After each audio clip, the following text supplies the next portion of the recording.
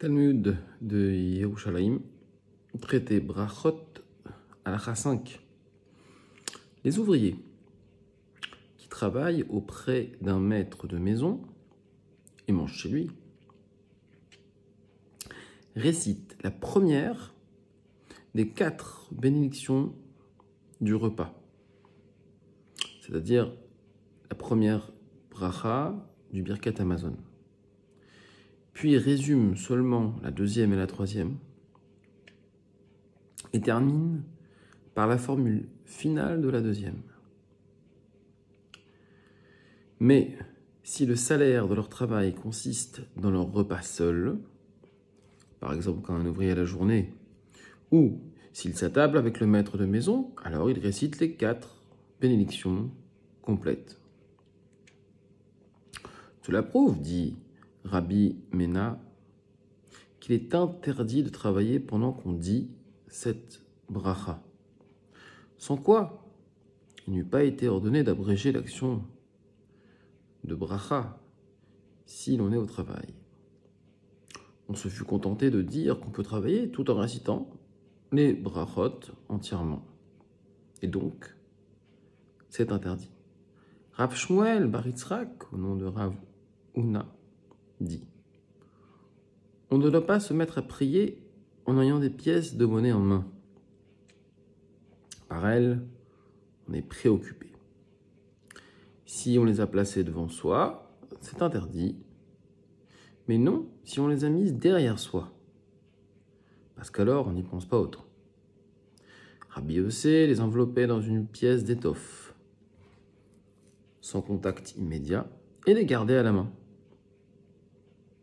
C'est de la même façon que doit agir celui qui a la garde d'un dépôt. Au point de vue juridique, selon la règle établie ailleurs par Rav Yitzhak,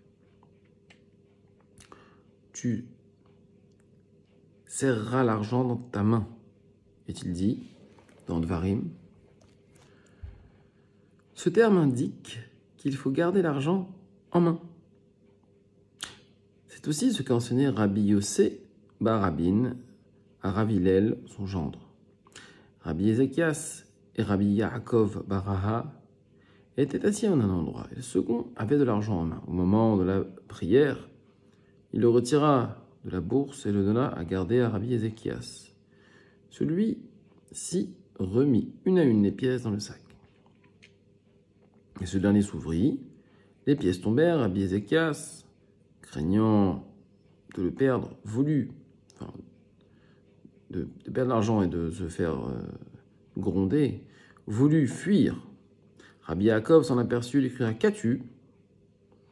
On ne doit pas alors garder l'argent, même en sac. Rabbi Hanina dit: même en ayant l'eau de lustration sur l'épaule, ce qui accapare l'attention, on peut réciter le schéma et dire les prières. Quoi? S'écria Rav Huna. N'exige-t-elle pas l'attention soutenue? Rav Mena dit: j'en ai fait le sujet d'une objection de Ra devant Rabbi Pinhas. Et, même en admettant que le schéma l'exige seulement pour le premier verset, n'en faut-il pas pour la Hamida?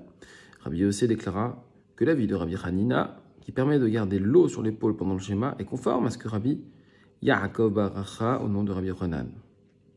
On peut conclure finalement pour cette question de l'eau pendant la tfila qu'elle n'est pas clairement résolue par la loi.